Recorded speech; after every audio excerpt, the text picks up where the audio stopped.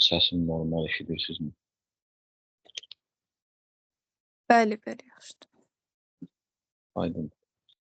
Başlayırıq təlimimizə. Demək, bugünkü təlimimizin mahiyyəti, məqsədi konkret olaraq TNS işinin texniki icraatı, TNS işinin qurulma texnologiyası və bununla paralel olaraq da hər bir işdə onu qazanmaq üçün komanda lazımdır deyə TNS-də də komandasız böyük iş qurmaq olmur. Kiçik işlər qurmaq olur və bununla da bağlı danışacaq. Təlimdə təzə iştirak edənlər var. İnsanlar iki təlimləri keçmiş insanlardır. TNS biznesin izahı, bir də TNS-in məhsulları ilə tanış olublar. Və bu sırf texniki məsələlər izahından sonra demək olar ki, sizlər tam məlumatlanmış insan sayılırsınız giriş üçün. Amma bundan sonra sizlərlə biz müəyyən belə deyək də uzlaşdırıcı söhbətlər eləməliyik. Konkret danışmalıyıq ki, siz komandada hansı yer ala bilərsiniz, özü üçün nə formada komanda qura bilərsiniz. Bununla bağlı da sizinlə fərdi şəkildə biz söhbət edəcəyik. Təlimin sonunda bununla bağlı mən danışacağım. Səsim normal gəlirmi? Bir də təsdiqləyin, zəhmət olmasın. Bəli, bəli, indi yaxşıdır. Yaxşı. Demək, getdik dostlar. Birinci məsələ ümumiyyətlə hər bir işin qurulmasında məqsədin düzgün qoyulmasıdır. Məqsədi insan düzgün qoya bilmirsə, düzgün formalaşdıra bilmirsə, məqsədi komanda yoldaşları ilə, dostları ilə, belə deyək də, uyğunlaşdıra bilmirsə, xüsusən komanda yoldaşı və ailə üzvləri ilə uzlaşdıra bilmirsə, artıq orada texniki icraatda da ciddi problemlər ortaya çıxır. O baxımdan ilk olaraq biz ümumiyyətlə məqsəddən danışmalıyıq ki, məqsəd nə olan bir şeydir? Yəni, onu sizə deyim ki, institut qurtarmaq, hansısa işə düzəlmək, ev almaq, maşın almaq, bu məqsəd deyil. Yaxşı geyimlərə sahib olmaq, bu məqsəd deyil, dostlar. Bu tələbatdır. Yəni, bu adi tələbatlardır ki, biz bunları ödəməliyik, biz bunları eləməyə borcluyuq. Bu məqsəd sayılmır. Məqsəd insanı inkişafa apara biləcək, başqa insanlara töhfə verə biləcək, özümüzdən sonra da, belə deyək də, bir irs qoya biləcək, görüləcək bir işlərdir. Bizi daha böyük versiyamıza çatdıracaq, bizi ən ali səviyyə çatdıra biləcək bir şeylərdir. Yəni, məqsəd tamam bir başqa anlayışdır. O baxımdan bununla bağlı ciddi bir məsələlər var. İnsan oturub, məsələn, mən özüm ilk məqsədlərimi yazmağa başlayanda, götür-qoy eləməyə başlayanda bir həftə vaxtımı apardı. Bir həftə demək olar ki, saatlarla dəniz kənarında oturub yazdım, pozdum, üstün xəttlədim, təzədən yazdım, pozdum və burada tək əldə eləyəcək, belə deyək də, maddi məsələlər deyil. Məni onu əldə eləyəndən sonra kimə çevirəcəyim? Məni nə formaya salacaq həmən məqsəddə? Bunlar hamısı götür qoyulmalıdır. Və təbii ki, bu prosesdə ailə, iş, karyera, şəxsi inkişaf, xüsusən dostlar yaxşı vasitədə ola bilərlər. Əksinə geriyə sürükləyə də bilərlər. Bu məsələlərdə insan xüsusən işini seçəndə, peşəsini seçəndə, karyeranı seçəndə, ətrafı, dostları, ən çox vaxt keçirdiyi insanları seçəndə xüsusən diqqətli olmalıdır. Yəni, ailə biz hara getsək bizim yanımızda da əsasən, əksər insanların uğurunda da, yıxılmasında da ailə bizim yanımızda olur. Onlar bizi sevən adamlardır, amma dostlar, bunlar belə deyək də bizim ziddimizə də ola bilərlər. İş partnyorlarımız, komanda yoldaşlarımızı düz seçməliyik. Bunlar xüsusi diqqət tələb edən bir məsələlərdir. Ətraf və proses var ki, insanın daxili potensialını üzə çıxarar, gücünə güc qatar. Və əksinə, elə işlər və mühitlər, adamlar var ki, adamın ümumiyyətlə arzularını unutdurar. Adam sadəcə o işə getməklə, o mühitdə olmaqla günü günə satar. Nə bilim, ayıq-sayıqlığı sönər o adamın, həyatın mənası itər və insan birdən ayılanda şoka düşər, heç o şoku yaşamamaq üçün ayılmaq belə istəməz. O baxımdan da insan bu işlərdə diqqətli olmalıdır. Ki, mən nə ilə məşğulam, hansı işdəyəm, yəni hansı vasitə ilə pul qazanıram, kimin vasitələri ilə mən pul qazanıram, mənim işimə, gücümə gücü kim qatır. Bunları ciddi şəkildə insan götür-qoy eləməlidir. Deyim ki, bundan əlavə istiqamət də vacibdir. Məqsəd seçiləndə hansı istiqamətdə məqsədlər formalaşmalıdır? Bunlar da önəmlidir. Yəni tələbat yenə demirəm ha dostlar, tələbat bunlar vacib bir məsələlər. Məqsədin istiqamətləri, bir neçə istiqamətlər var ki, o istiqamətlərdə insan məcburi məqsəd qoyma prosesi eləməlidir. Yəni məcburi ya, təkrarlayıram. Əgər bu istiqamətlər nəzərə alınmasa, insan geci-tezi məğlub olar. Rəhman bəy, növbəti slaydı zəhmət olmasın. Bu məsələlər orada yazılanlardır, görürsünüz. Bugünkü gün siz təlim 2-də də eşitdiniz, gördünüz ki, sağlamlığa öncədən yatırım eləməsə insan, o sağlam qala bilməz. Yəni sağlam qalmağa davam edə bilməz. Yəni biz bugün ekoloji natəmiz yerlərdə yaşayırıq. Ümumiyyətlə ekoloji təmiz yerlərə insanın icazəsi girişi belə yoxdur. Biz bugün müntəzəm olaraq stresin içində yaşayırıq. Biz həddən çox informasiya təhlil edirik. Biz bugün qida olaraq geni dəyişilmiş, tərkibi tullantılarla zənginləşdirilmiş qida qəbul edirik. Yəni, sintetik qida qəbul edirik. Və bunu bədəndən çıxartmasan, tədbir görməsən, bunun axırı sağlamlıqla bitməyəcək.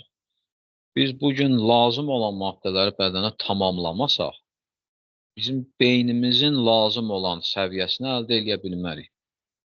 Yəni, 2008-ci ildə mən TNS-ilə tanış olmuşam. O vaxta qədər sağlamlıqla bağlı ciddi narahatçılıqlar yaşayırdım. Bir kitab belə açırdım, o kitabı belə normal oxuya bilmirdim. Yuxu bürüyürdü o kitabın üzərində mənə. Və özüm öz durumumdan utanırdım ki, mənə nə oldu? Mən 15 yaşındaykən dəyirman kimi kitabları üyüdən bir adam, 30 yaşındaykən kitabın üzərində yuxu tuturdu. Hansı mövzuda olurdu, fərqi yox. Mənim həyatımı belə deyək, alt-üst eləyəcək, fikir nöqtəmi dəyişəcək belə kitaba odaklana bilmirdim, köklənə bilmirdim, sönürdüm. Və başa düşürdüm ki, nəsə çatmır da, bu beyinə nəsə çatmır ki, mən oxuya bilmirəm. Təbii ki, o vəziyyətdə mən davam eləsəydim, bəlkə də bilmirəm, neçənci bankrotluqdan sonra utanıb intihar eləyərdim. Bilmirəm də, yəni, nə olardı. O baxımdan sağlamlığa sağlam ikən və yaxud da sağlamlığı tam əldən verməmişkən yatırım eləmək lazımdır.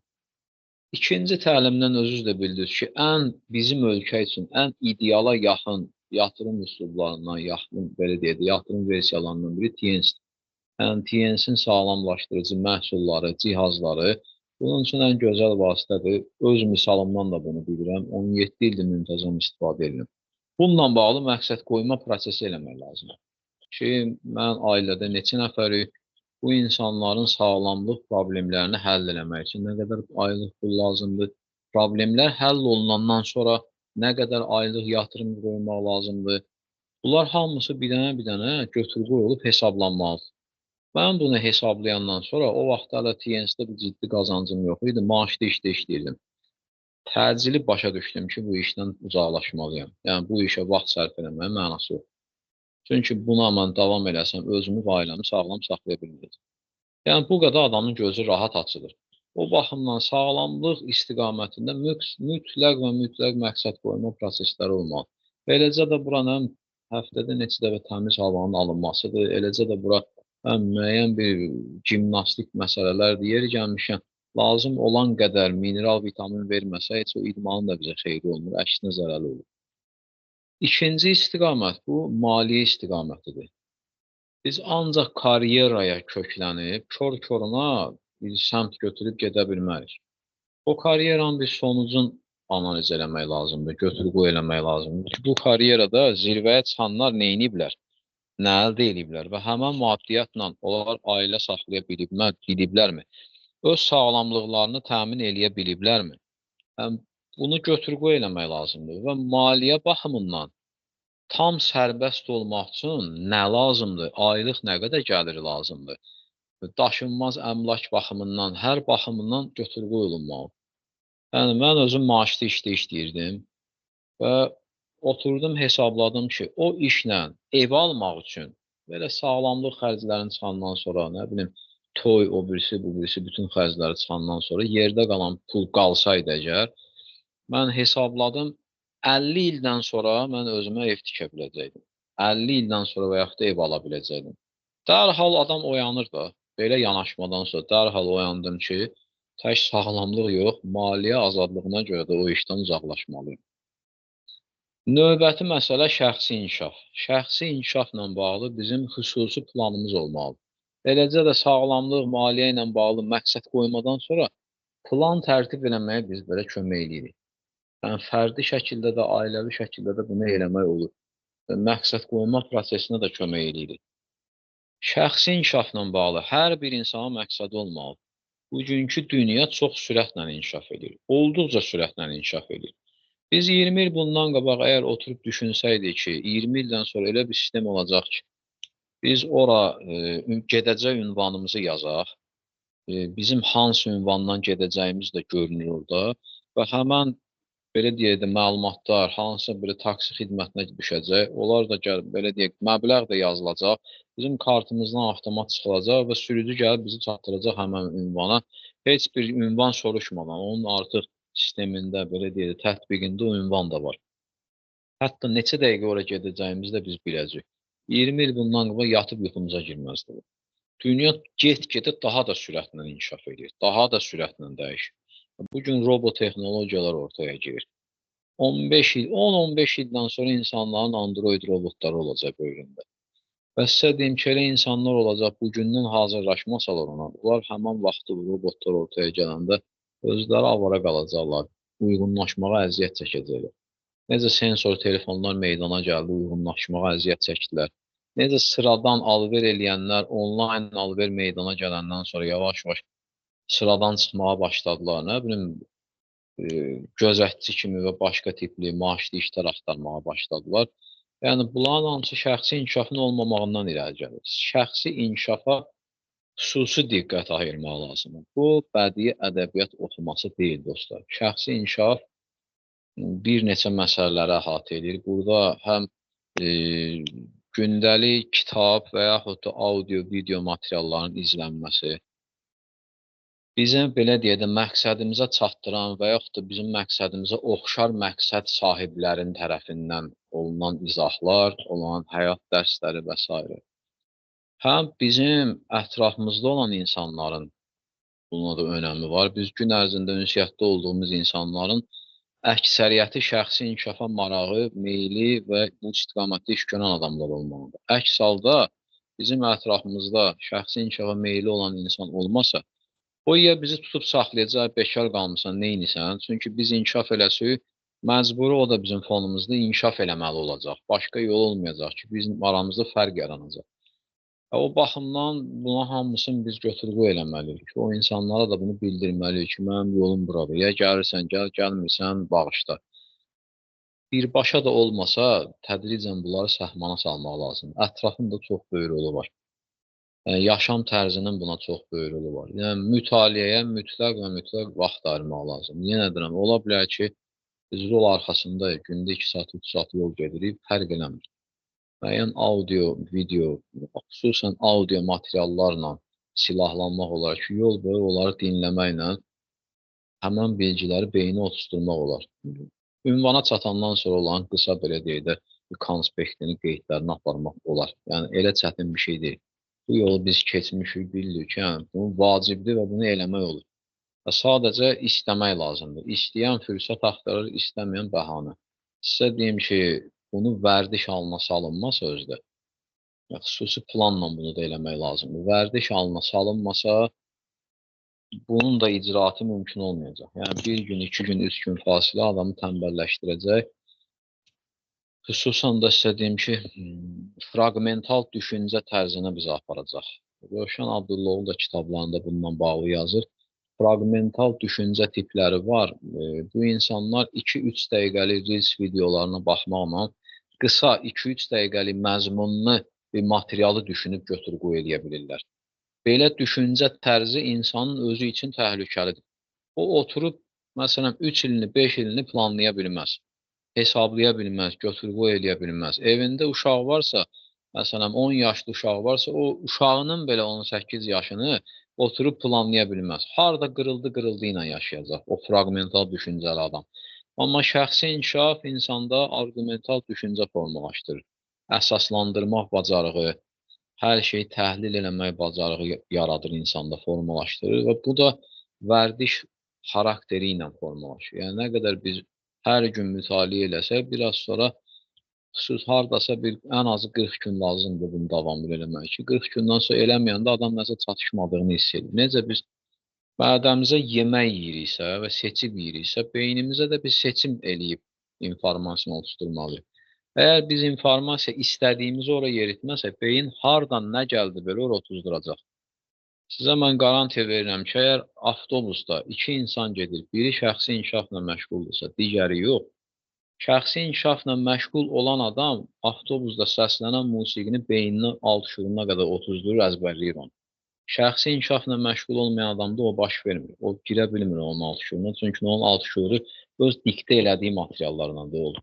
Və bir az sonra şəxsi inkişafla məşğul olan adam ümumiyyətlə kütləvi, belə deyək də, bir miniləcək transportlara minmir.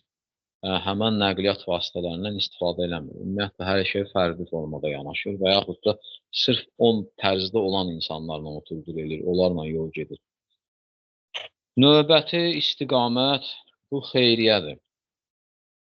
Təəssüf ki, bununla bağlı ümumiyyətlə bir çox insanlar araşdırma aparmırlar. Bu vacib bir bənddir. Xeyriyyə üçün də məqsəd qoymaq lazımdır. Bəli. Xeyriyyəçilik bizim mənimizi daha da böyüdür. Hər dəfə insan xeyriyyəçiliklə məşğul ola-ola, onu özü öz gözündə böyümüş olur, özü özünə hörməti artmış olur. Bu insanı böyümək üçün, özü özünü təsdiqləmək üçün vacib bir prosesdir. Kiçik bir şeydən başlamaq olar. Məsələn, öz adımdan deyim, 2010-cu ildə zərf formalaşdırdım və adına yazdım xeyriyyə. Aylıq gəlirimin 10%-ni başladım ora qoymağa. Toy olanda oradan verirdim. Məsələn, adam olurdu, sən uşaqlar evindən, məsələn də, onun xeyir işidir, eşidirdim, məsələn, orada göndərirdim. Hansısa bir imkanı olmayana, məsələn, gizli kömək oradan götürüb verirdim. Və bu günə qədər də o tərzlə davam edirəm. Amma əlavə olaraq, məsələn, bugün xeyriyyə klubu var, onun məsələn, üzvüyəm, idarə heyətindəyəm. Deyimsə, adamın, bilmirəm də, tamam fərqli bir hissiyatdır. Xeyriyyəçilik vacib bir məsələdir. Onu sözlə ifadə eləmək çox çətindir. Onu eləmək lazımdır. Məsələn, uşaqlar evinə məsələn, klubla yığışıb, danışıb müdiri ilə gedib, onlarla bir yerdə hansısa bayramda alış-veriş edib, onlarla bir yerdə oturub yemək tamam başqa bir şeydir. Atası, anası, valideyni olmayan uşağı qucağına tutub, onunla onun gələcəyi haqqında danışmaq adamda tamam fərqli bir hiss yaradır. Adam özünü lazımlı hiss edir. Üstəgəl də o həmən ehtiyacı olana da özünü lazımlı hiss eləməyə kömək edirsən. Bu tamam fərqli bir hissdir və bu işdə müntəzəm görülməlidir. Bununla da bağlı məqsədlər olmalıdır. Bununla da bağlı planlar olmalıdır. Eləcə də qocalara kömək eləmək. Yəni, belə deyək də, nizamsız formada demirəm. Bu, planlı, nizamlı şəkildə olsa daha yaxşıdır. Və buna gəlir ayrı-ayrı, adamın gəliri biraz da artır. Yəni, bir olunmuş xeyriyyən nisbətində deyimsə ki, 10 qatı qayıdır ən azından. Üstəgəl də adam üçün xeyir-dua o qədər eləyirlər, adamın özünə də xoş gəlir. İnsan tamam bir şəxsiyyətə keçir, tamam bir şəxsiyyətə dəyişilir. Şəxsi inkişafla paralel bu işlər görüləndə xüsusən yaxşı nəticə verir. Və sonda məqsəd qoyma prosesində vacib olan məqamlardan biri istirahət. İstirahətə, xüsusi mədəni istirahətə biz məqsəd qoyma eləməliyik. Sizə deyim ki, TN şirkəti bunu da nəzərə alıb. Həm təlim 1-də, həm təlim 2-də biz bununla bağlı danışmışıq. Şirkətin xüsusi proqramları var ki, insanlara şans verir, əməkdaşlarına şans verir, əməkdaşlar o şansdan yararlanırlarsa, gedirlər xarici ölkələrə, səfərlərə. Və bu da insanın şəxsiyyətin böyüməsinə, formatlanmasına, proseslərə kənardan baxmasına kömək edir. Növbəti slayd zəhmət olmasın.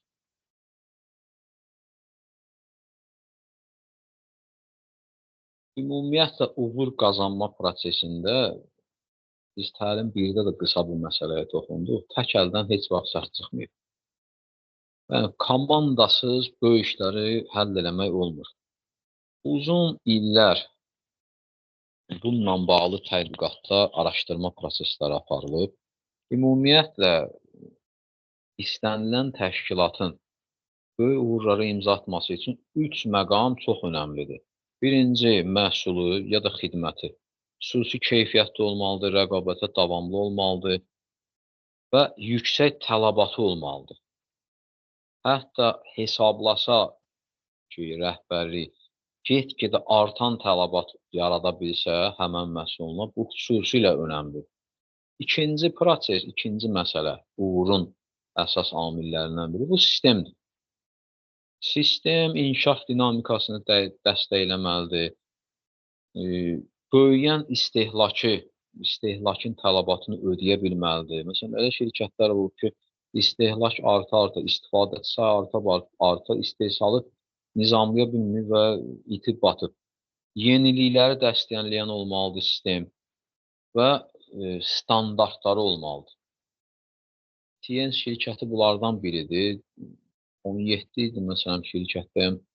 17 il bundan qabaq istifadə elədiyim çay bugünkü çayla dadda, keyfiyyətdə, qoxusunda verdiyi təsirində heç nə ilə fərqlənmir. Yəni, eyni standartdır. Yəni, bu çox önəmlidir. Və üçüncü amil komanda amilidir. Komanda etibarlı inkişaf edən, dəyişiklikləri idarə eləyə bilən və xaosda da irəli gedə bilən olmalıdır. Bu xüsusilə önəmlidir. Çünki get-gedə iqtisadi böhranların sayı artacaq. Yəni, əvvəllər iqtisadi böhranlar, nə bilim, 10 ildən bir, 8 ildən bir olurdular. Get-gedə böhranlar, yəni kiçik və böyük böhranların sayı artır. Və bu böhranda, xaosda komanda faydalanmağı öyrənməlidir. Çünki hər bir iqtisad, hər bir böhran öz içində faydanı da gizlədir. Ümumiyyətlə, bilirsiniz, yəqin eşidərsiniz, Çin dilində böhran deyilən bir söz 2 hieroqlifdən ibarət. Hieroqlifin biri fəlakətdir, digəri fürsət. Və komandada bundan faydalanmağı öyrənməlidir. Təşkilatın ümumiyyətlə bu 3 amildə təşkilatın inkişafında aparıcı rol komandaya məxsusdur. Bunu uzun illər bir çox araşdırmalar təsdiqləyib. Əsasən də Google-un Aristotel proyekti, böyük bir proyekti, böyük sərmayələr xərcləyiblər və araşdırıblar. Yekun olaraq komanda ən aparıcı məsələdir. Faydalı və üstün məhsulun, möhkəm və etibarlı sistemin lokomotivi bir mənalı komandadır. Ona görə də uğura imza atmaq istəyən biri daxil olduğu prosesdə həm məhsulları, həm sistemi və ən əsası komanda işini incələməlidir. Bunun üçün mövcud komandaya daxil olmalı, oraya faydalı qatqısını verməli, uyğunlaşmalı, ardınca isə özünün alt komandasını formalaşdırmağa başlamalıdır. Yəni, bu əsas məsələ budur. Birinci mövcud komandaya inteqrasiya olmaq, ardı ilə də öz komandasını qurmaq. Buna da üst komanda birmənalı kömək edir. Birmənalı kömək edir. Bir insanın ümumiyyətlə onu deyim ki, səmimiyyəti maksimum 5-8 nəfərə çatar. Fövqəladə insanlar var ki, onun səmimiyyəti 12 nəfərə çata bilir. Bu baxımdan da komandada optimal insan sayıdır 5-8 nəfər olmalıdır. Optimalı 5-8-dir, istisna ola bilər komandirdən asılı olaraq və yaxud da o komandada 2 komandir varsa 10-12 ola bilər. Bu istisnadır. Ona görə də yəni, istisnaya getmək o qədər də məsləhətdir. 5-8 optimaldır. Yeni qoşulan insanlar üst komandanın quruluş modelini təkrarlamaqla 5-8 nəfərdən ibarət alt komandanı, elə bil ki, alt komandalara daxil olurlar. Yəni, birinci gələn üst komandaya inteqrasiya olur. Say tamamlanandan sonra yeni gələnlər alt komandalara girirlər. Yəni bu qədər bəsit. İstənilən təşkilat belə qurulur dostlar. İstənilən. Yəni böyük şirkətlər, brend şirkətlər hamısı elə qurulurlar. Hərbi sistemi elə qurulur. Bütün işlək sistemlər, yəni dayanıqlı möhkəm sistemlər hamısı belə qurulurlar.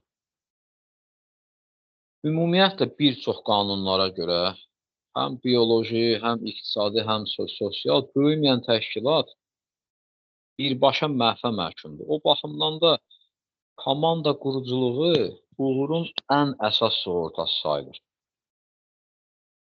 Bu işdə də ən belə deyək də önəmli məsələ komanda quruculuğunda insan resurslarıdır.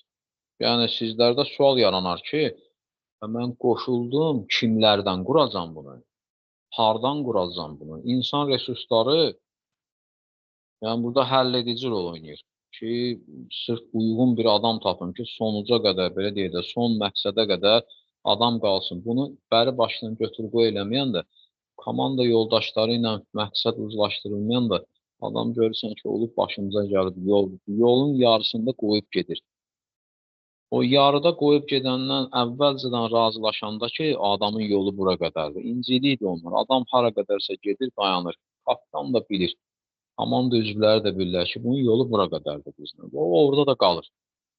Sonradan, məsələn, müəyyən arxa fonda verdiyi faydalarla dəstəyi köməyi ola bilir. Amma tam irəli getmək üçün, xüsusən bunu yaxşı-yaxşı götür-qoy eləyib və insan resurslarından istifadə eləmək lazımdır. Üstəgəl də burada istehlak məsələsi də var. Yəni, TNS məhsullarının istifadəsi. Həm komandaya daxil olanlar, həm ümumiyyətlə komanda quruculuğuna daxil olmayanlar. Yəni, 3 təklif var idi. Endirimli istifadəçi təklifi, kiçik istehlakçılar qrupu yaratmaq, satış eləyənlər, bir də ki, böyük biznes quran adamlar. Bunların hamısı məhsul istifadəçiləri. Bunları da nəzərə alanda yenə də bizə böyük insan resurslarına müraciət eləmək vacib. Bu proseslər incələnir və insanın belə deyək də, səliqə ilə izah edilir. Burada tanışlar var və qeyri-tanışlar var.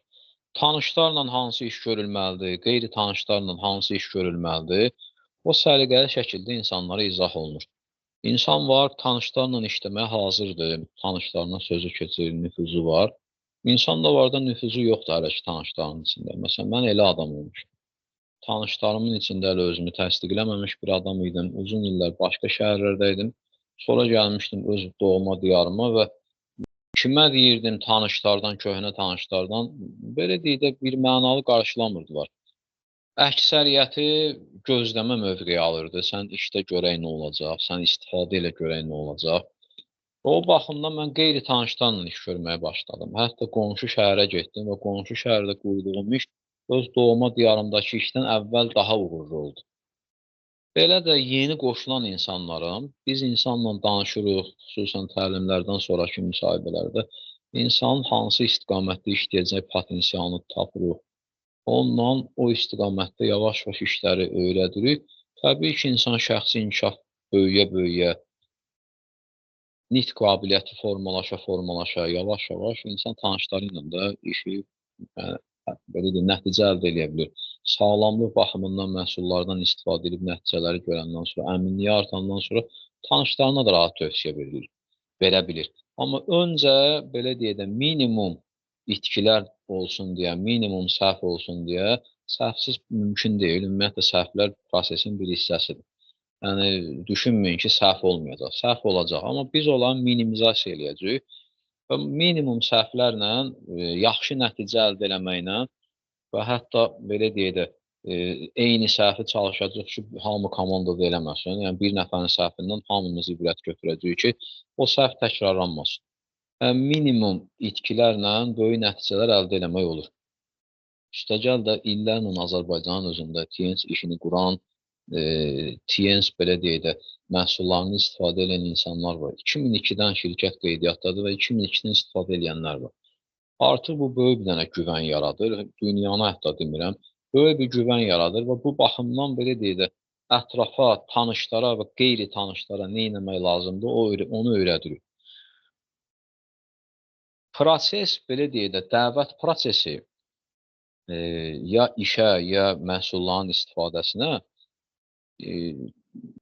əsas insanın öz yanaşma ilə asılıdır. Yəni, tanışlar bir tərəfə, qeyri-tanışlar bir tərəfə. İnsan resurslarını bir kənara qoyuram. İnsanın özü hansı istiqamətdən yanaşma eləyəcəksə, yanaşacaqsa, bu çox önəmlidir. Yəni, əgər insan fərdi yanaşma eləyəcəksə, öz adından danışacaqsa, məsələn, iş quruculuğunda komanda adından danışmayacaqsa, mən deyəcək, biz deməyəcəksə, bu ehtimal qarşıda duran adam onu tək görəcək və böyük bir uğurlara inanmayacaq. Beləcə də məhsul istifadəsində get-gedə artan istehlaka, istifadəyə vurğulanmayacaqsa, mən təzə qoşulmuşam, təzə istifadə edirəm, bunu deyəcəksə, ancaq öz adından çıxış eləyəcəkdir. Təbii ki, istifadəyə də cəlb eləyə biləcək, inandıra biləcək adam sayı çox az olacaq. Önəmlisi odur ki, insan dərk eləməlidir. Tək əldən səs çıxmaz. Mütləq və mütləq həm biznes istiqamətinə, həm istifadəyə çıxış edərkən mütləq komanda adından çıxış eləmək və istehlaka, istifadəyə izah verərkən get-gedə artan istehlakdan danışmalıdır. Həqiqətdə də belədir. 10 il bundan qabaq bizim məhsullar vitrində qalırdılar və vaxtına, belə deyək, 5-6 ay qalmış istifadə müddətinə şirkət onları endirimə və yaxud da hədiyyə kampaniyasına çıxardı. Bugünkü gün biz elə olur ki, aylarla məhsul gözləyirik. Qutarır, bitir. Məsələn, hazırın özündə bizim Cənub mərkəzində, məsələn, spirulinə məhsulu yoxdur, gözləyirik. Beləcə başqa bir məhsul da yoxdur. Müştərilər gözləyirlər, qabaqca ödəniş eləyirlər ki, gələn gün mən alım. İstehlak həqiqətən get-gedə artır. Həqiqətdə sürət artır və xüsusən pandemiyadan sonra deyərdim ki, qabaqki illərə nisbətən 3 dəfə istehlak artır. Qonşu ölkələrdə biraz da dəfən istehlak artır. Çünki orada qidalar qat-qat keyfiyyəti aşağıdır. Məsələn, şəhərləşmə daha üstündür. Stres daha çoxdur. Məlum məsələdir ki, insanların beyni də sürətlə təhlil edib, bioloji aktiv olub daha sürətlə yanaşacaq. Yəni, bu sürətlə artan istehlak, komanda işini mütləq vurğulamaq lazımdır dəvət prosesində. Bundan əlavə, miqyasa görə, ümumiyyətlə, dəvət prosesində çıxış edərkən bir nəfərin adından çıxış eləmək məsləhət deyil. Yəni, tək təqdimat keçmək o qədər də ürəkaçan nəticə vermir. Yaxşı olar ki, ya onlayn təqdimata adamı dəvət eləyək, ya məsələn, fərdi söhbət eləyib, ardı ilə kiçik də belə deyək, bir söhbət eləyib, ardı ilə hansı video təqdimat göndərmək. Bu çox önəmlidir. Onun ardı ilə daha yaxşı olar ki, insanı hansı komanda yoldaşı ilə və daha yaxşı olar ki, komanda yoldaşları ilə görüşdürək. Yəni, miqyas baxımından prosesə dəvət olunan insan get-gedə nə qədər böyük miqyas görsə, bir o qədər onda güvən artar. Bu da çox önəmli məsələdir. Növbəti məsələ dəvət prosesində istifadə olunan alətlərdir. Burada həm tanışlara aiddir bu, həm qeyri-tanışlara aiddir. Məsələn, elanlardır, onlayn elanlardır, offlayn elanlardır, flyerlərdir, bukletlərdir, sorğu forumları onlayn şəklində də təşkil eləmək olar. Məsələn, biz offlayn şəklində də eləmişik. Məsələn, 10-15 il bundan qabaq komanda götürdüm, gedirdim bir şəhərdə, offlayn şəkildə üzbəsürət insanlarla yaxınlaşırdı. Təbii ki, birkamız olurdu, sənədimiz olurdu, təsdiqləyici sənəd. Yaxınlaşıb sağlamlıq sorğusu götürürdük və sonra sorğu ilə, belə deyək də, təhlil edib adamlara geri dönüş eləyə bildi. Yəni, qeyri-tanışlarla işlərin metodları var, yəni istifadə olunan alətlər var. Beləcə də tanışlarla da tövsiyə almaq olar, hansı vəzifədə olan bir tanışım varsa, adamdan hansı bir məsləhət istəyə bilərəm, bundan ötürü material verə bilərəm ki, məsələn, filan kəs müəllim, olarmı? Mənim işimlə əlaqəli siz bir təhlil eləyəsiniz, baxasınız, mənə bir tövsiyə verəsiniz. Təbii ki, indiki vəziyyətdə mən onu eləmirəm, amma 15 il, 10 il bundan qabaq, belə deyək də, komanda təzə qururdum, onu da eləyirdim. İndi artıq öz adımdan deyim, məni tanıyırlar. Amma təzə qoşulana bu ehtiyaclıdır ki, məsələn, hansı nüfuzlu adam var, onun bir məsləhətini alsın. Mənə məsləhət, dəyərli məsləhət verənlər də olublar. Birbaşa dəvət eləmək olar. Bizimlə, məsələn, eyni bərabərdə olan insan ki, var, onu birbaşa dəvət eləmək olar ki, belə bir şeylər var. İstəyərdim ki, tanış olasan. Məsələn, mən belə olub adam deyim ki, demişəm ki, tanış ol, sonra demə ki, ilkin deməyib.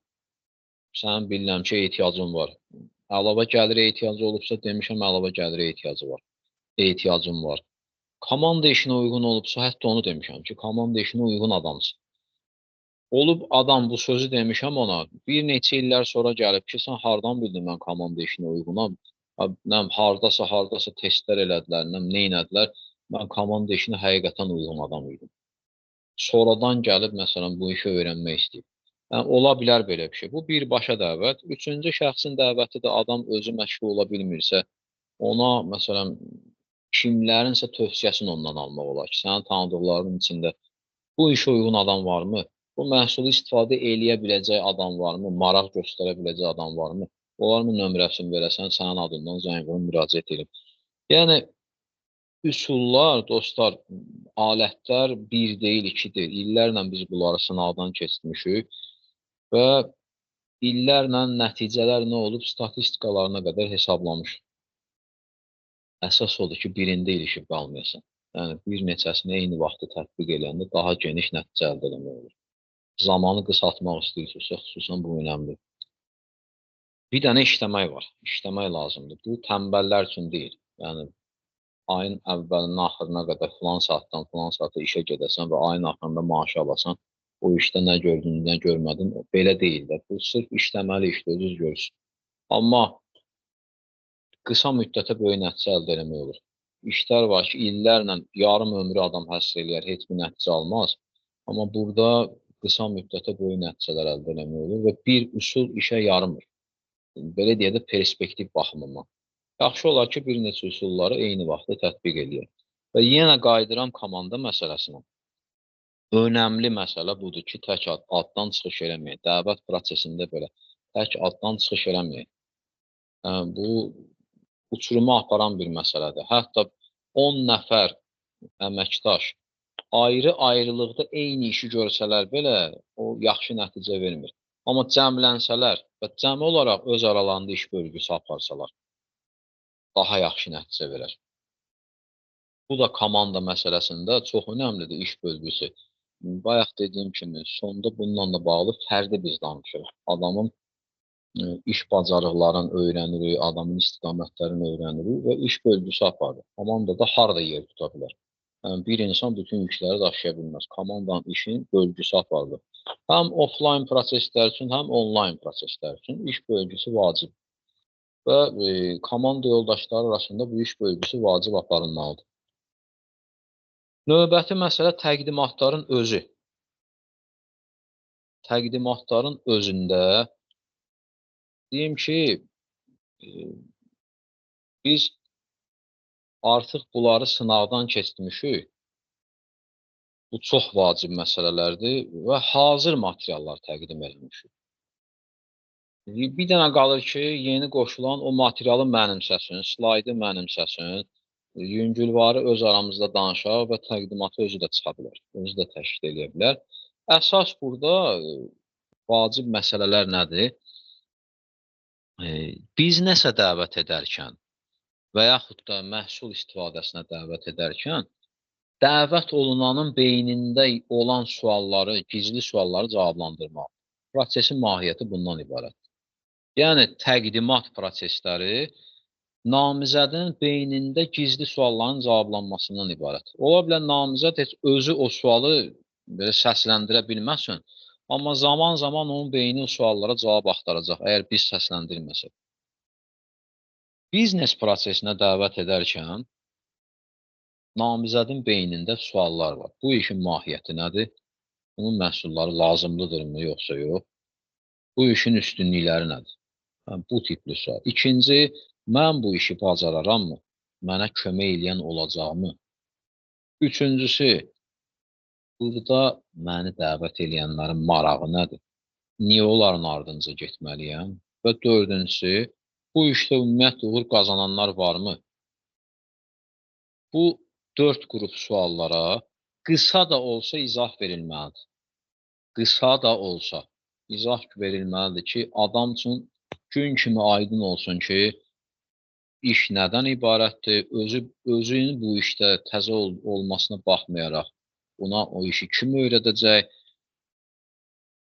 dəvət eləyənlərin marağı nədir, komandanın burada niyyəti marağı nədir, onlar da real bilinməlidir, görünməlidir və uğur qazananlar varsa, onları da göstərmək lazımdır. Onu deyim ki, mən bu işə qoşulanda bizim ölkədə demək olar ki, böyük uğur qazananlar yox idi. Rusiyada var idi, biz onlara baxıb ilhamlanırdıq. Ki, Rusiyada var, demək bizdə də uğur qazanmaq olar. Maşallah bizim indi ölkədə yetərincə TNS-də karyera qurmuş, uğur qazanmış adamlar var. Yəni, onlarla da bağlı bir izahlar verin. Mütləq deyil, adamın şəxs belə deyək də səslənsin. Əsas odur ki, biznes plan göstərilir. Təlim birdə bununla bağlı danışmaq olur. Ki, bu işdə, məsələn, bunlar var, bunlar var. Məsələn, deyim sizə ki, keçən ilin aprel ayında biz Dubaya getdik.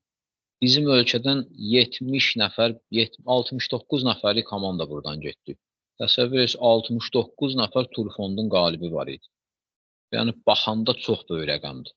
Yəni, Dubaya getmək, gəlmək, orada 5 gün qalmaq, 5 gün otellərdə qalmaq, belə deyə də təqribi bilirəm ki, qohumlardan gedən var idi, ailəvi gedib gəlmişdilər. Bizim getdiyimiz yerlərdən də zəif yerlərdə olmuşlar, 10.000 xərcləri çıxmışdı. Təsəvvür edin, bu fürsəti şirkət bizə verir. Təbii ki, orada bizim də adam sayımıza görə müəyyən endirimlər və s. məsələlər olur. Amma yəni, böyük rəqəmlərdir və bu şirkətdə saylarla uğur qazanmış insanlar var. Bunu qısa insana göstərmək lazımdır, qısaca. Məhsul istifadəsinə insana izah verərkən, təqdimat verərkən, yenə deyirəm, dostlar, bizdə hazır təqdimatlar var, zaten siz onları izləmişsiniz. Amma o təqdimatlarda bunlar nəzərə alınıblar. Məhsul istiqamətinə təqdimat keçərkən də namizədin beynində gizli suallar var. Biz o sualları konkret olaraq səsləndirməliyik. Dostlar, siz slayda baxın. Çünki mən belə həvəslə danışıram, hərdən slayda baxmıram. Demək, niyə TNS-lər məhsulları lazımdır və bunlara tələbat niyə getdikcə artır? Bu həqiqətdir ya. Yəni, TNS məhsullarına maraq get-gedə artır. 17 ildir bu işdə olan adam kimi deyirəm və bu artan tələbatın hamısını mən yaratmamışam. Belə bir ki, zaman-zaman qida, ekologiya, informasiya çoxluğu, xəstəlik, sağlamlıq problemləri insanları yavaş-yavaş özü meyil elətdirir bu tərəfə. Virusdakı uzun müddətli istifadəçilər görürlər, təhlil edirlər, onların da sağlamlıq durumlarını analiz edirlər, öz aralarında müzakirə edirlər. Neçə illərdir, məsələn, məni tanıyanlar mənə baxırlar. Məsələn, əvvəllər deyirdilər ki, içmə rak olacaqsan. Məsələn, 5 il gördülər ki, içirəm, heç nə olmur. Artıq fikirlərini dəyişənlər oldu. 10 il istifadə edəndən sonra başqa adamlar fikirlərini dəyişdi. Yəni, müşahidə edirlər, baxırlar, üstəgə öz sağlamlıq tələbatlarından ötürü gəlirlər. Bu sual izah olunmalıdır. İstifadə eləməsə bioloji aktiv əlavələr başına nə gələcək? İnsana izah olunmalıdır ki, orada ağır metallar və s. maddələr bədənə toplanır. Bioloji, belə deyək, TNS-in özəlliyi, fərqi, gözəlliyi nədədir? Başqa bioloji aktiv əlavələrdən, sadə, bəsit, sintetik vitamin, minerallardan, bunun izahı olunmalıdır insana. Və yenə də məni bura dəvət edənin marağı nədir? Onun burada faydası nədir? O da izah olunmalıdır ki, şirkətin burada bonus sistemi var, şirkət reklama pulu ayırmır, reklama ayıracaq proseslər, belə deyək, pulları yönəldir bonus sisteminə, bonus proseslərinə və tövsiyəyə görə də müəyyən kiçik bonuslar verir. Bu insana izah olunmalıdır. İnsana bunu biz deməsək, insan başqa yerdən gedib onun cavabını alacaq. Deyəcəklər, filan kəs oradan özünün xeyri var, ona görə sənə onları satır. Bəri başdan bizim deməyimiz yaxşıdır. Yəni, bu proseslərin də hamısının şablon formasında bizdə hazır var, namizədə öyrədirik bunları. Və yenə deyirəm, komanda şəklində biz bunu edirik. Ola bilər, namizədin özünün çıxış etmə bacarığı o səviyyədə olmasın. Onun komanda yoldaşlarında bu olacaq, bir nəfər oradan çıxış eləməyə başlayacaq. Yəni, bu komanda ilə olunan məsələlərdə o baxımdan narahat olmayın ki, mən çıxış eləməliyəm. Kimdə bacarıq, həvəs varsa eləyəcək. Kimdə yoxdursa, onu heç kim məcbur eləməyəcək, amma başqa bacarıqları ilə komandaya töhfə verməli olacaq. Məsələn, ola bilər kimsə çıxış eləməyi o dərəcədə deyil, amma onlayn prosesləri nəzarət eləmə, idarə eləmə bacarığı var, ona o həvalə olunur. Kiminsə, məsələn, çeşidləmə, insanları təhlil eləmə, insanları filtrdən keçirmə, uyğunluq testlərindən keçirmə bacarığı yaxşıdırsa, motivləşdirməyi varsa, ona o iş həvalə olunur. Yəni, komanda şəklində bu işlər görülür. Və bilməli olduğumuz məsələlərdən biri biznes prosesinin əsas quruculuq hissəsində lazım olan məsələlərdən biri də təqdimatdan sonra nə etmək lazımdır? Bu da önəmlidir. Və insana biz təqdimat dedik, ya fərdi şəkildə, ya məsələn saldığı prosesə, ya onlayna, ya offlayna təqdimata baxdı, ya videonu göndərdi. Sonrası məsələsində ona qərar qəbulunda kömək lazımdır. Bunu unutmaq olmaz, bu vacib. Çünki insan hərənin öz həyat təcrübəsi var da, o həyat təcrübəsindən yanaşır. Ola bilər ki, bugün yanlış addım atsın, biz ona kömək eləməliyik. Ümumiyyətlə insanlar işinə, peşəsinə görə bir neçə qrupa bölünürlər və düşüncələri də o peşəsinə görə formalaşır. Nadir adamlar olur ki, düşüncəsi peşəsindən kənara çıxır. Məsələn, maaşlı adamlar, bunların müdirləri olur. O baxımdan onlar icraat işləri görürlər uzun müddət. Yəni, müəyyən tapşırıqları icra edirlər. Müstəqil qərar verməyə əziyyət çəkirlər o adamlar. Özünə görə qərar verməlidir, ya. Öz sağlamlığına görə qərar verməlidir və yaxud öz karyerasına görə qərar verməlidir. Amma həmişə qərarlardan müdirləri olubsa, bu adam müstəqil qərar verməyə əziyyət çəkəcək. Və yaxud da gedəcək kimdənsə məsləhət alacaq, o adam da ona bilmirəm nə məsləhət verə biləcək. Ona görə də insana qərar qəbulunda məlum məsələdir, təzyiq eləmək olmaz, mənası yoxdur. Çünki komandada sabah heç bir fayda verəməyəcək o adam. Amma qərar qəbuluna insana kömək eləmək, dəstək olmaq lazımdır ki, insan qərar qəbulunda, belə deyək də, optimal bir qərarı qəbul edə bilsin. Əks halda o adam yazıqdır, o adam 10 ildən sonra lazım olan qərarı lazımı vaxtda vermədiyinə görə peşman olacaq və bizim də burada məsuliyyətimiz olacaq. Maaşlı işçilərlə bağlı, yəni çətinlikləri buradadır. Onların amma müsbət keyfiyyətləri bilirsən nədir? Şəxsi mənafelərini kənara qoyub komanda naminə effektiv çalışa bilirlər. Məsələn, o qədər olur ki, məsələn, mənim özümdə olur. Şəxsi keyfiyyətlərim, belə deyək də, xoşuma gəlməyən bir işçini müdir təyin eləyib, o, mənim işimə əməlli başlı problem yaradırdı. Amma artıq o işə götürülmüşdü. Və onu mən pisləyə də bilməzdim. Çünki pisləsəydim, bizə müraciət edən adamlar artıq problemi görəcəkdilər, bizim hörmətimiz, ümumən bizim şöbənin hörməti azalacaqdı. Məcbur qalırdım, müraciət edənlərin də gözündə onun hörmətini artırırdım və o adamın işinə də kömək edirdim. Zaman o adam belə deyək də, səhvlər eləyə düzəlib inkişaf elədi. Yəni, maaşlı işləyən insanlar komanda işinə tez uyğunlaşa bilirlər. Bunu da yaddan çıxartmaq olmaz. Ona görə də bu tərəfdən də insan bizə uyğundur deyə qərar qəbulunda kömək eləmək lazımdır ona. Var azad sektor adamları, bunların müdirləri yoxdur, bunlar hansı peşə sahibləri? Məsələn, bərbər, məsələn, santexnik, məsələn, belə deyək də, taksi sürücüsü, yəni sərbəst adamdır, müdiri olmayan, hansı şirkətə işləməyən fərdi taksi sürücüsüdür və yaxud da, məsələn, ustadır, bənnadır, repetitordur, fərqi yoxdur. Bunlar azadlılar, bunların müdirləri olmadığına görə, bunlar, belə deyək, biraz nizam-intizamsız olurlar. Fərdiçi olurlar. Komanda işinə uyuşmaq bunlarda çətin olur. Məsələn, komandada empatlıq göstərmək bunlara çətin olur. Amma bunlar fərdiçi olduqlarına görə, fərdi savaşladılar deyə, istənilən vaxt bata bilərlər. Belə deyək də, pulsuz qala bilərlər, iflasa gedə bilərlər deyə, bunların çox yaxşı sürətli düşünmə qabiliyyətləri, öyrənmə istəkləri və məsuliyyət keyfiyyətləri yüksəkdir, məsuliyyətli olurlar. Bunları da bu istiqamətdən bir tanımaq lazımdır və bu istiqamətdən də bunların məsuliyyəti, öyrənmə bacarıqları, bunlar da komanda işinə fayda verə bilər. Qalır komanda bacarıqlarını ona aşılamaq, izah eləmək və tək əldən səs çıxmazın başa salmaq ki, sən bərbərsən, məsələn, birdən əldə eləməmişsən, xəstələndin, necə olacaq? Sən, məsələn, bir ay işə çıxa bilməsin, qazancın necə olacaq? Adam bu fikrə gedir. Və başa çalışsan ki, komanda ilə çalışmaq başqa bir şeydir. Öz komandanı qurub, özündən sonra da komanda qurmağa kömək eləsən, artıq iş avtomat mexanizminə keçəcək. Sən yaradıcılıq, belə deyək də, maarifləndirmə işləri ilə məşğul ola bilərsən və bunu distant da edə bilərsən. Bunu adama göstərmək lazım. Məsələn, mən burada sizə təlim edirəm, amma eyni zamanda Azərbaycan bir neçə ölkələrində əməkdaşlar və mənim komanda yoldaşlarım, onların da bu işə tövhələri var. Hətta başqa ölkədə də əməkdaşlar var. Yəni, bunu insana göstərmək lazımdır. Azad sektorun nümayəndələri buna tez reaksiya verirlər. Biznes sahibləri, bunların yükü çoxdur, iş stresi çoxdur və bunların əsas ciddi problemi kadr problemi olur. Bunlar hansı kadr yetişdirirlər, kadrı ya rəqib götürür, rəqib şirkət aparır, rəqib biznes sahibi aparır və yaxud da kadrın özünün beyni sönür, deyir ki, mən bunun üçün bu qədər işləyirəm, mənə bu qədər maaş alıb verir, mən gedim hələ özüm bu işi qurum. Amma idarə etmə bilgiləri olmadığından görə özü də müəyyən bir iş görə bilmir, qura bilmir, iflasa gedir, təzədən də köhnə işinə qayıda bilmir və beləcə də biznes sahibləri əziyyət çəkirlər.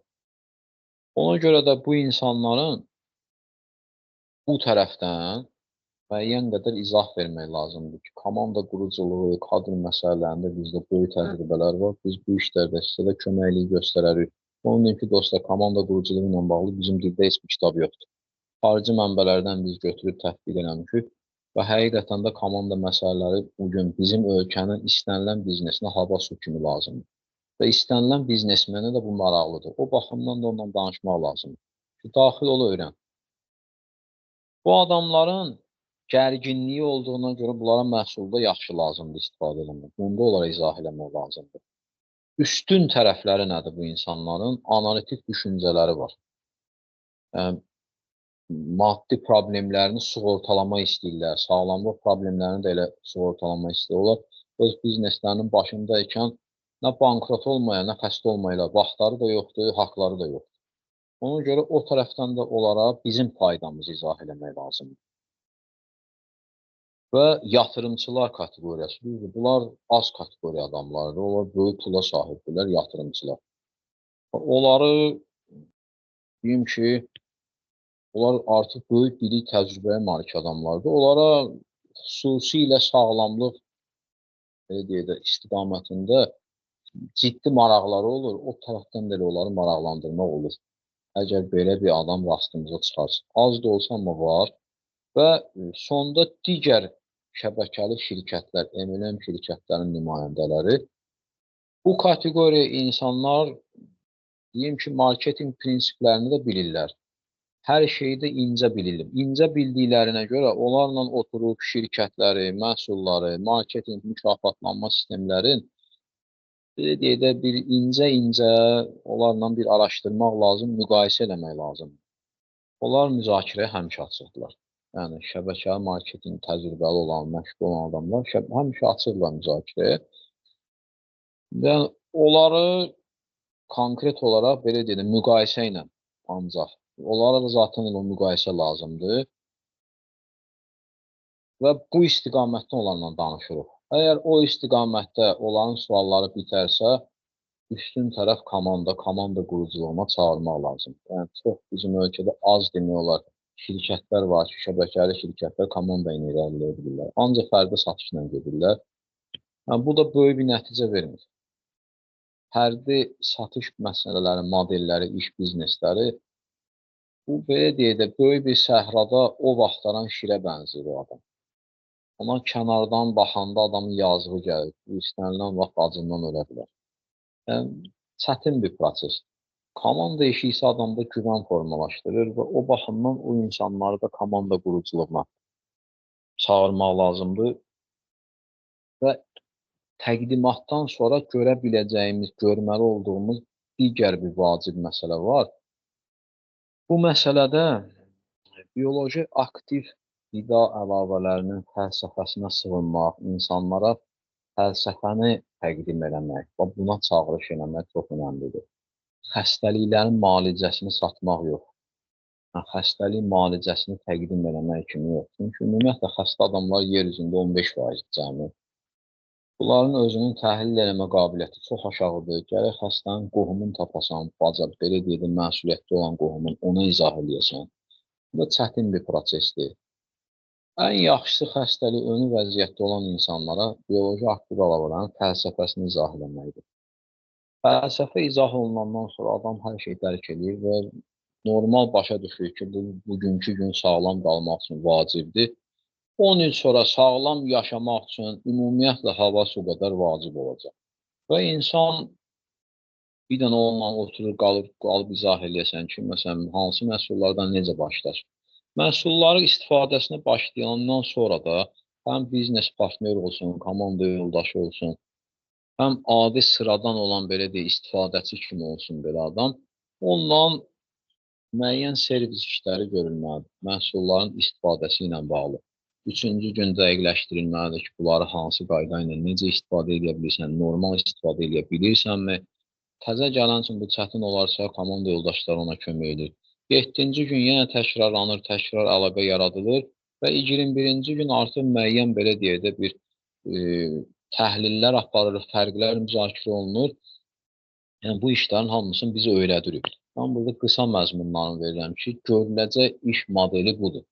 Məhsul istehlakı bu bizim işin belə deyək də təbii bir hissəsidir. Amma bunun arxasında komanda qrupu, kadrların belə deyək də axtarılması, tapılması, uyğunluq testlərdən keçirilməsi, təqdimatların təşkil olunması və s. və s.